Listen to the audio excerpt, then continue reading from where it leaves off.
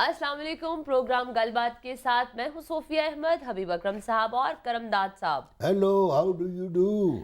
Do डेसी डेसी। अच्छा हाँ जी। अच्छा, हमको अंग्रेजी हमारी ना बर्दाश्त करना। 100 साल वो जब आ गए थे उनको बर्दाश्त कर लिया तुमने।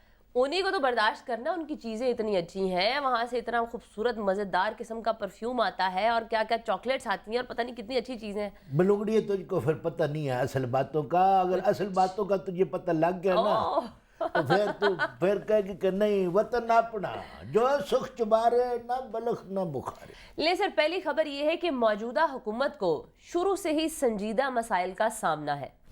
क्या मतलब? ये अब जो हालात हैं ये को मखौलिया किस्म के हैं भाई?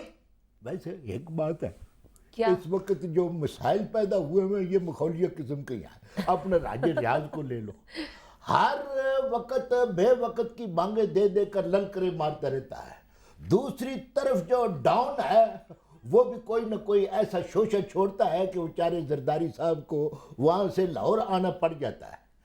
एक वो जुल्फकार मिर्जा कराची में है, जी जी। वो कोई ना कोई ऐसी बात करता है कि उसको चुप कराने के वास्ते भी उनको, वो बैठे हुए नाश्ता कर रहे थे। अच्छा। एक बंदे ने आकर कहा, जी पता लगा जी जुल्फकार मिर्जा ने क्या कहा है? उन्होंने वहीं नाश्ता छोड़ा, उन्होंने कहा मेरी सीट करवाओ। गिलानी साहब ने? नहीं जी, सदर साहब ने। ओह अच्छा। हाँ, तो वो फिर वो सीट ना मिले तो बेचारों को वो इमरजेंसी में जंप सीट के ऊपर जंप खाते खाते तो कराची जाना पड़ा। उसको जाके चुप करवाया। कभी इनको चुप करवाने आते हैं। जरदारी साहब भी जो है हर वक्त अब सफर में रहना शुरू हो गए हैं। देखिए, सदर जरदारी साहब के पास अपना खुसूसी तैयारा है जिसके ऊपर वो जा सकते हैं। देखिए, हुकूमत को संजीदा मसाइल का सामना तो था भी और है भी। अच्छा, जिनकी तरफ इशारा था, आपको अगर याद हो 2008 में बलूचिस्तान की क्या कैफियत थी?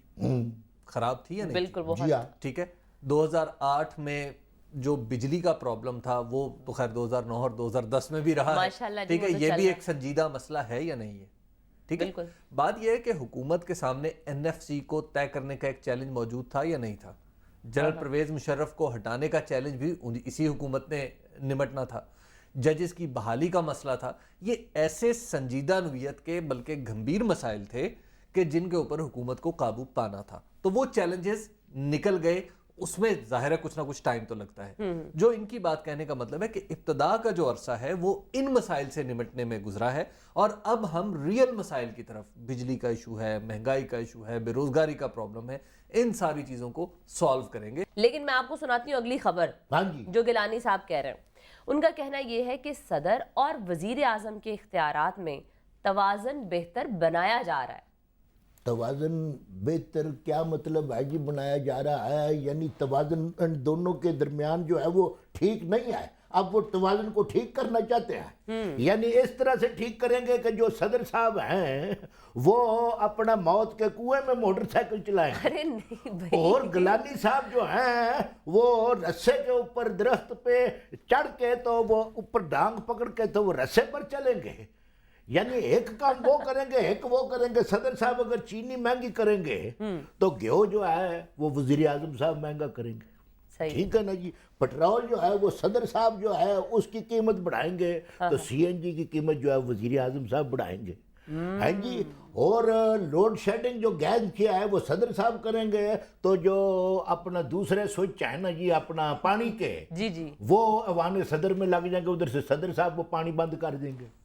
इस किस्म की बातें करते हो यार। ये देखिए, इख्तियारात का तवाज़ुन जो है उनका इशारा यह है कि इख्तियारात मुतवाज़न करने हैं सदर और वजीर आजम के। जो अपोजिशन इल्जाम लगाती है ना कि सदर के पास हैं सारे इख्तियारात, उनको कम करके वजीर आजम को देना है। आईनी इख्तियारात। जी, आईनी इख्तियारात की बात हो रही है और सदर का इससे कोई ताल्लुक नहीं होता कि बिजली बंद करनी है या पानी बंद करना है या सदर मुल्क का सदर नहीं होता। नहीं, वो बिल्कुल है मुल्क का। उसकी जिम्मेदारी नहीं होती कि अवाम को सहूलतें बाहम पहुंचाए। अच्छा जी, लियारी में सदर ने ऑपरेशन रोकने का हुक्म दे दिया। अच्छा, लियारी। लो जी, मैंने पहले कहा था कि तो त्या मन मोत्या तू उस गली न जा, लियारी दे जट बुरे और लेंदे फाइयां पा। लेकिन आपको पता है कि मलिक रहमान का कहना ये कि वहां पर कोई ऑपरेशन हो ही नहीं रहा है जी। मलिक रहमान तो खोता ही खूह में फेंक देता है। यानी اب اس نے یہ کہہ دیا ہے کہ وہاں آپریشن ہو ہی نہیں رہا تھا. بالکل. زرداری صاحب نے جو آپریشن بند کرایا وہ کہہ رہا نہیں ہو رہا تھا. وہ لگتے کوئی اور کسی کی ٹانگ کا آپریشن, کوئی آنکھ وہاں کا کیا آپریشن. ملم پٹی ہو رہی تھی. وہاں پر کیا ہو رہا تھا؟ وہاں پتلیوں کا تماشا ہو رہا تھا. وہاں کیا ہو رہا تھا؟ وہاں پر سائیکلوں کی ریسیں لگی ہوئی تھی. وہ کیا ہو رہا تھا؟ وہ ملکہ وہ کیوں مجھ کو تو شرمندہ کرواتا ہے. بھلیا تو یہ اگر انہوں نے تڑی لگائی ہے, تو نے دوڑ لگا لیا ہے, تو ویسے مان جا کہ مجھ سے غلطی ہوگی, میں نے کہہ دیا تھا. پہلے بڑھ کے مارتا ہے, پھر بعد میں ایکسکیوز می بھی چپ کر کے پتنی دیوار میں منہ دے کر کہہ لیتا ہے.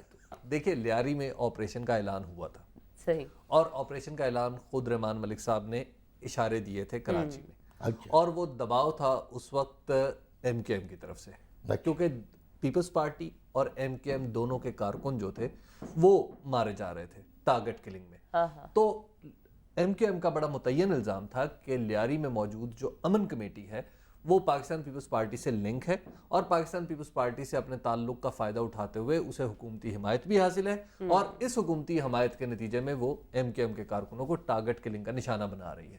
یہ تھا وہ پس منظر جس کے اندر آپریشن کا, سرجیکل آپریشن کی ٹرم کس نے استعمال کی تھی؟ رحمان ملک صاحب نے. اچھا, میں بھی یہی بات کرنا چاہتا ہوں کہ رحمان ملک نے اب جو یہ بیان دیا ہے کہ وہاں آپریشن ہو ہی نہیں رہا تھا. پہلے تو اس نے کہا تھا کہ آپریشن ہو رہا ہے. وہ بیان اس نے نہیں دیا تھا تو میرے مامے نے دیا تھا. کس نے دیا تھا؟ اچھا, مجھے مامے سے یاد ہے, میرا ایک چاچا, میرے چاچا جو ہے نا وہ مالی ہوتا تھا, تو وہ پھولوں میں رہتا تھا, تو اس کی آنکھوں میں نا موتیا اترا ہے, تو وہ پھر اس کا آپریشن ہوا ہے. تو اب اس کو دستا نہیں ہے, تو اگر کوئی سینا کاکا مہربانی کرے, اس کو کہیں بیکار ہے وہاں پر چوکی دار لگوا دے بڑے گھر میں ادھر اسلام آباد. یہ چھوٹے موٹے اسٹیشن پہ نہیں رکتے, یا ایوان صدر میں اس کو دستا تو نہیں ہے. وہ جو کچھ بھی دیکھے گا اس کو تو نظر ہی نہیں آنا.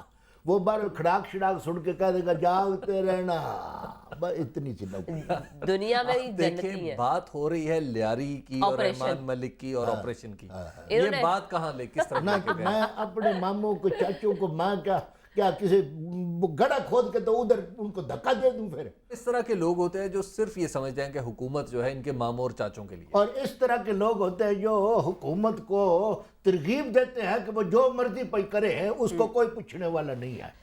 آپ کرم داد صاحب یہ خبر سنیں ذرا. ہاں جی سنائیں. ریکارڈ سردی, بجلی اور گیس کا بحران, اور احتجاج کرنے والوں پر پولیس کا لاٹھی چارج. کتنا ظلم ہے یہ. آدھی خبر غلط ہے. وہ نمانی پولیس نے کیا کسے پر لاٹھی چارج کرنا ہے؟ جی ان کو کون سی بجلی مل رہی ہے, ان کو کون سی گیس مل رہی ہے, وہ کیا روٹی اپنا برف کے اوپر پکاتے ہیں, ان کو سردی نہیں لگتی. وہ لاٹھی چارج کا ہمیں الزام لگا رہے ہو. دیکھو, بغیر وردی والوں نے احتجاج کیا, ہاں جی, اور وردی والوں نے ان پر لاٹھی چارج کیا.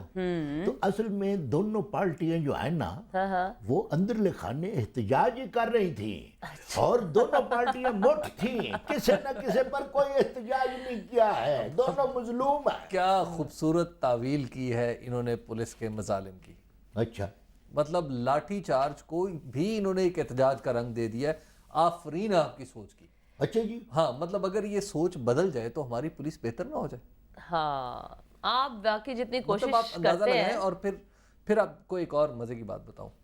یہ جو احتجاج ہو رہا ہے, کل آپ کے خیال میں از خود شادرہ میں بجلی چلی گئی, چلیں بجلی تو جاتی رہتی ہے, از خود لوگ نکلے باہر آ کے انہوں نے احتجاج کرنا شروع کر دیا. ہاں جی, اور کیا. ایسا نہیں تھا.